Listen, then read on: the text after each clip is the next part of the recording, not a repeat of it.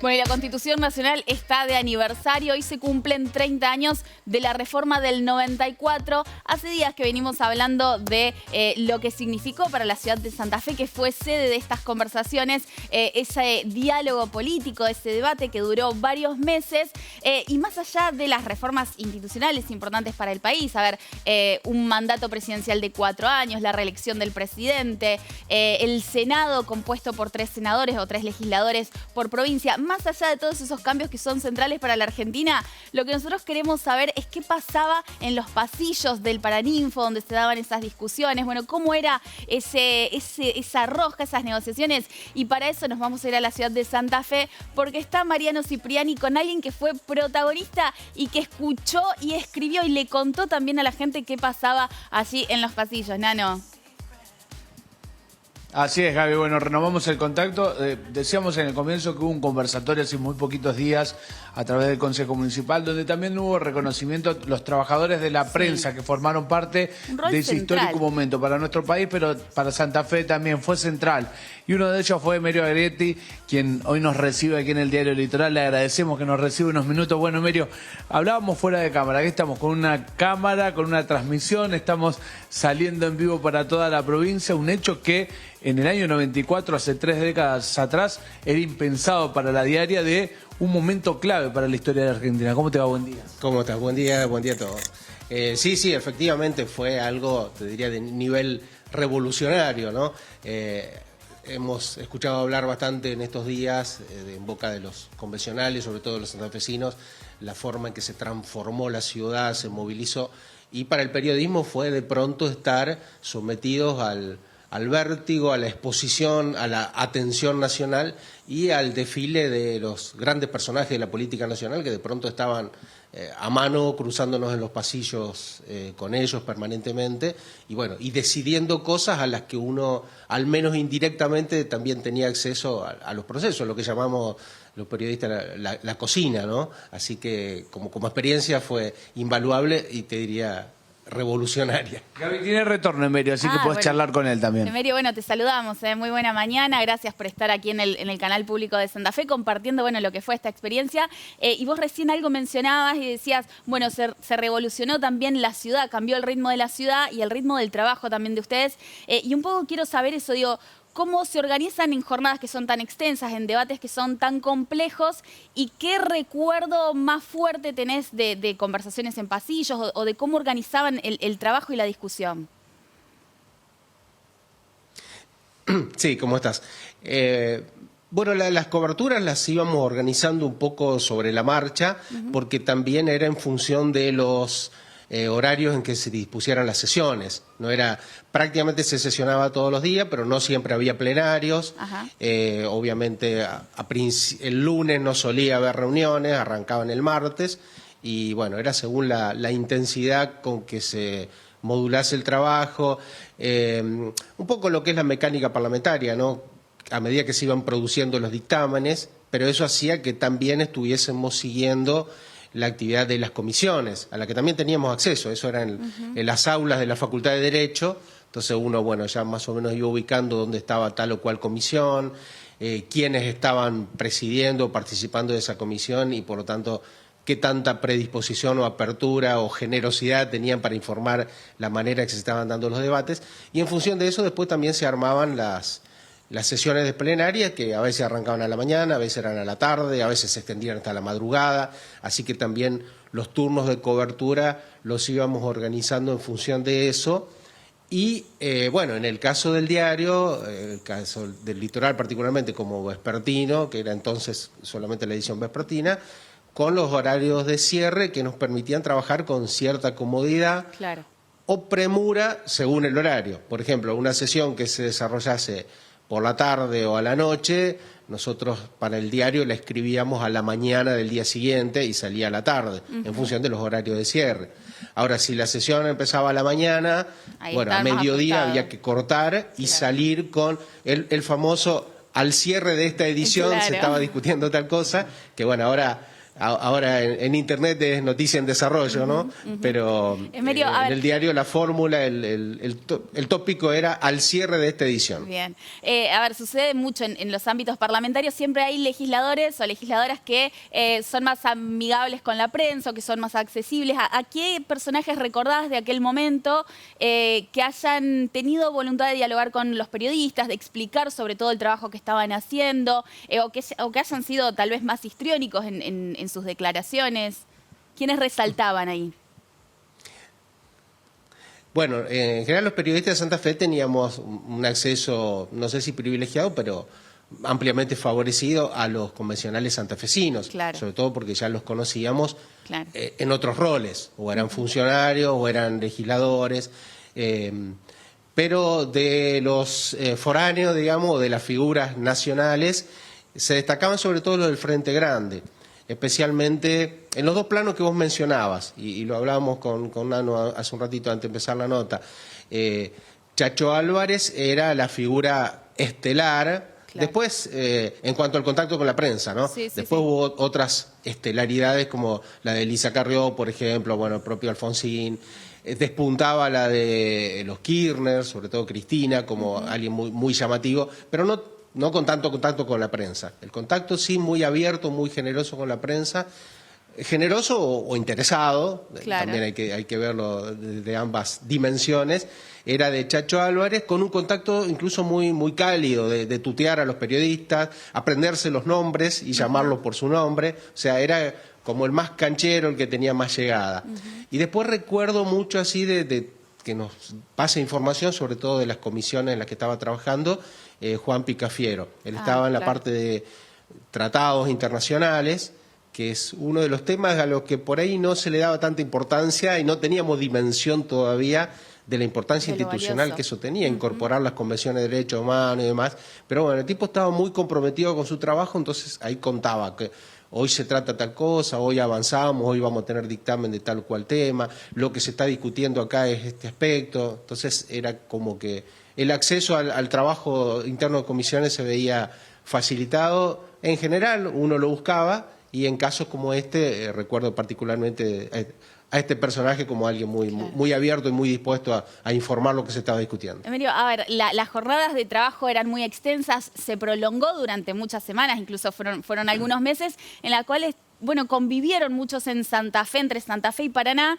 y me imagino que ustedes también habrán estado atentos, bueno, a qué pasaba cuando tenían un rato libre, dónde descansaban, dónde se juntaban a comer.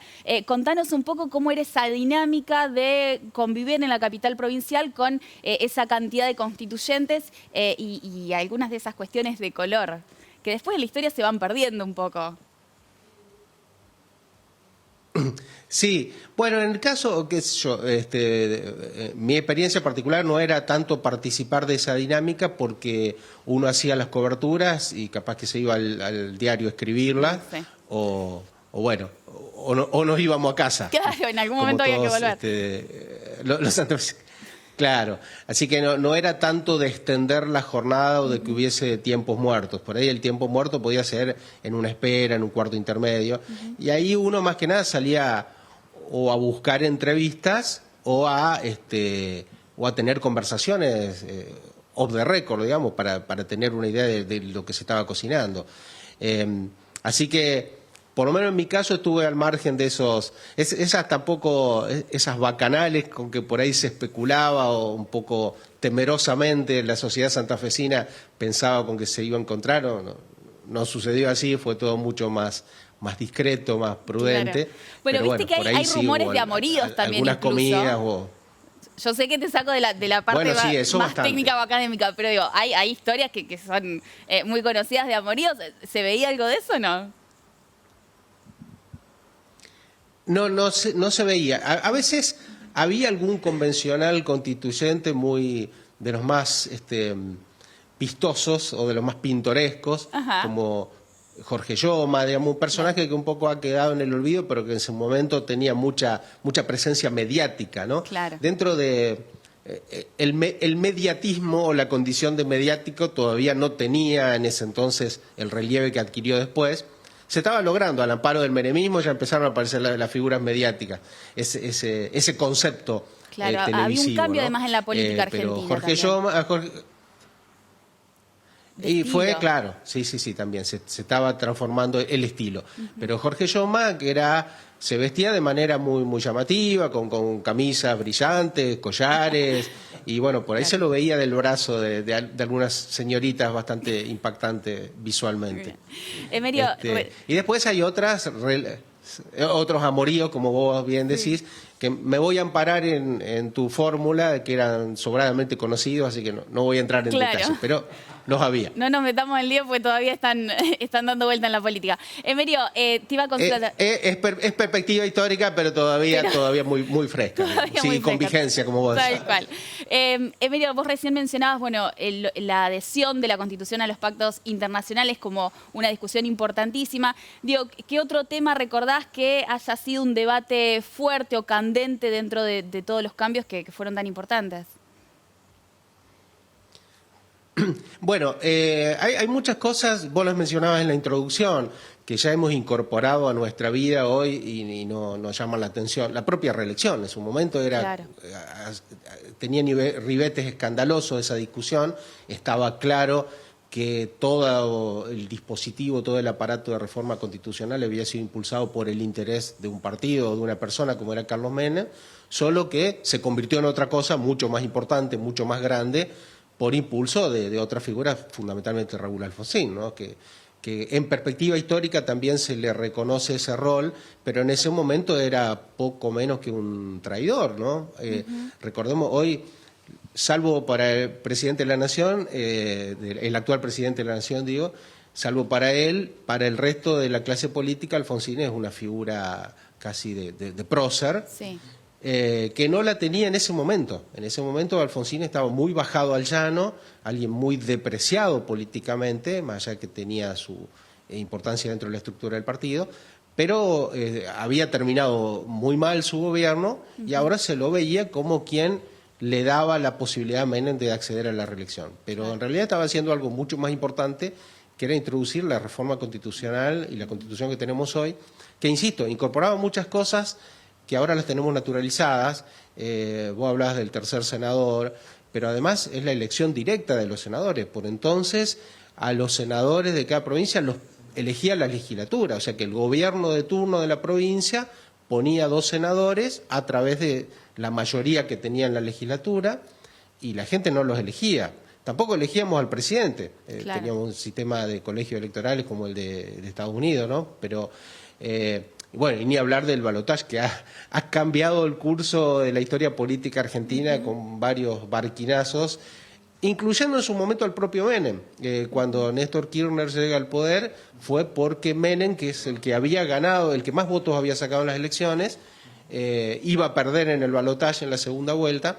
Así que ahí se dio una de las paradojas de la historia, ¿no? Que ese instituto que Alfonsín le coló en la reforma constitucional a Menem y que Menem dijo que sí, porque decía sí a todo con tal de que le diesen la reelección, fue lo que le costó después la posibilidad de una nueva elección más adelante. Le facilitó la reelección en ese momento, pero cuando quiso volver a intentarlo después, Claro. fue el balotaje lo que se lo impidió. Bueno, Así que bueno, esos son muchos temas importantes que en ese momento no se estaban discutiendo uno por uno en todo caso, sino que la gran discusión era si se votaba el paquete cerrado o no, el núcleo de coincidencias básicas. Y me Porque imagino todo que eso al final estaba era dentro de ese imposible. paquete.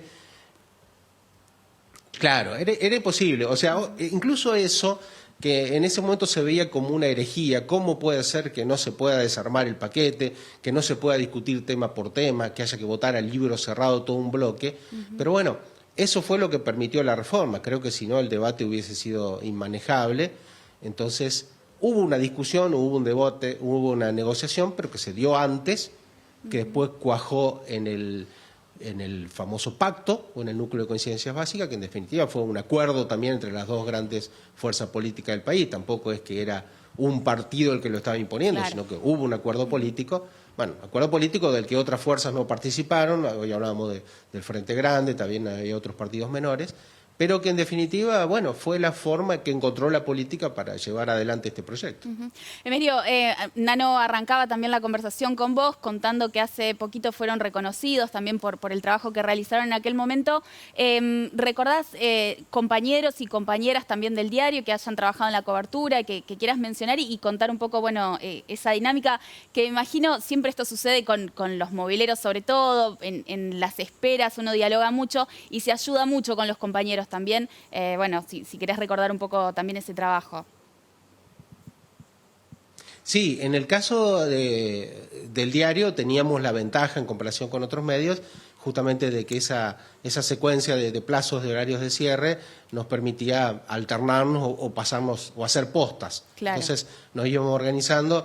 Aquí trabajaron Luis Rodrigo, Nancy Balsa, Ignacio Intermeister, Néstor Fenoglio, desde otras perspectivas, Rogelio Alanís, Teresa Pandolfo. O sea, hubo un grupo muy grande de gente del diario que trabajaba. En la cobertura de las sesiones, los primeros que te nombré, y después otros integrantes del diario haciendo entrevistas o participando en distintas instancias.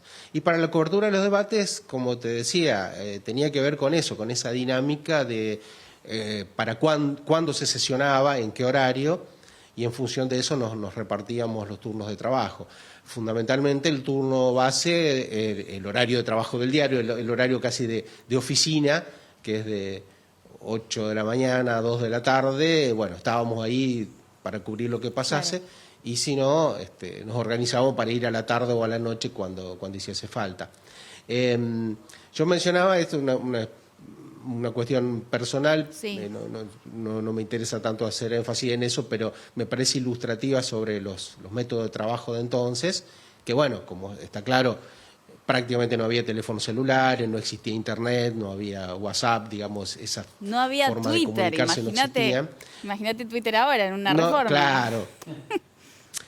Por eso que vos mencionabas hoy del contacto con los convencionales tenía que ser personalmente. Claro. Porque tampoco uno iba a estar llamando por teléfono, ¿no? No había posibilidad de enviar un WhatsApp para hacer una consulta. Esa consulta que a veces hacemos a toque, según el nivel de confianza que uno tenga, se trata este tema hoy o qué pasa, sí. Y te contesta a lo mejor con una frase, pero con eso ya tenés el dato. Bueno, no se podía. Acá tenía que buscar a las personas y hablar con ellos. Pero en mi caso te decía que me tocó hacer una cobertura para lo que era la agencia de noticias, diarios y noticias, TIN, extinta, ¿no? Sí, sí. Pero era lo más parecido a trabajar con premura o con cierta vertiginosidad, porque había que tirar la noticia por los cables a nivel nacional en cuanto algo importante se produjese. Ahí había que despojarse de la santafecinidad, que por ahí era el enfoque que le dábamos a las coberturas, claro. Privilegiando a lo mejor la participación de los convencionales santafesinos o los debates en los que pudiesen estar involucrados los santafesinos. En aquel momento surgió, por ejemplo, la posibilidad o el intento de Carlos Reutemann, que como gobernador que era entonces y a la vez convencional, obtener la reelección, de alguna manera acoplándola a la reelección nacional, que se intentó buscar una fórmula, una cláusula o una interpretación judicial, incluso hubo presentaciones judiciales, para que, para que las constituciones, si bien la constitución nuestra no tenía reelección, como no la tiene ahora, mira el tiempo que pasó y no se logró. Las provincias se adecuasen, claro, no se logró, pero bueno, era una noticia nacional. Carlos Reutemann. Entonces, recuerdo que un cable para la agencia DIN que mandé tenía que ver con eso. Antonio Ciaurro, que era convencional santafesino, también estaba como abogado, hizo esa presentación. Y bueno, me pasó la información y tuvimos la posibilidad de tirarlo a nivel nacional. Y eso hubo que ir y escribirlo y mandarlo. Y digo, escribirlo no en una computadora, o mejor dicho, sí, en un procesador de texto, sí. Pero después imprimirlo y mandarlo por fax. Porque esa era la forma de comunicarnos de manera remota, no había un dispositivo, el correo electrónico todavía era muy precario, entonces yo me acuerdo que las notas que mandé para la agencia DIN eran a través del fax, bien. Simplemente para dar una idea de lo que era trabajar entonces. Y eso sí, había que salir corriendo y escribirlo, a diferencia de las otras coberturas para el diario que contábamos con los horarios de cierre como determinante de los plazos. yo te agradezco muchísimo el tiempo con Buena Mañana. Felicitaciones, por supuesto, por todo el trabajo que hicieron. Se convirtieron en las voces, ¿no?, de la reforma para poder contarle a la gente y explicarle también cómo era el debate, y eso es importantísimo para la democracia. Así que, de mi parte, felicitaciones. Nano, si querés vos alguna consulta, si querés ir cerrando. Sí, brevemente, y justamente hablando sobre este tema de las comparaciones de cómo se trabajaba en esa época, hace 3 décadas y ahora, ¿te imaginás hoy el trabajo periodístico en una reforma? No hablo de Santa Fe, en general, ¿cómo sería? ¿Qué cambios grandes, bueno, más allá de lo tecnológico, tendría? Porque hoy obviamente hay una multiplicidad de medios y de plataformas totalmente diferente a lo de ese momento. Bueno, creo que la diferencia la marca la tecnología. Primero eso, la posibilidad del acceso a la fuente es más inmediato, más directo, más concreto, más puntual a lo mejor. Hay jefe de prensa. Hay jefe de prensa, claro. Ese era un órgano que entonces no existía y uno se topaba cara a cara con el acceso, mayor o menor nivel de acceso que tenía era cara a cara. Pero además hoy digo de la posibilidad de cobertura y de la instantaneidad con que las noticias se difundirían a través de Internet, también las repercusiones serían inmediatas, o sea que cada cosa que pasase en el plenario y se votase, por ejemplo, lo estaríamos informando en tiempo real y en tiempo real se estuviesen produciendo también las repercusiones y eventualmente uno podría venir con esas repercusiones. El presidente dijo de lo que se votó acá es un mamarracho y ya tener la opinión de los convencionales sobre eso. Bueno, esa dinámica de esa locura también, digámosla, tampoco se daba en esa época, pero sí creo que sería la impronta actual.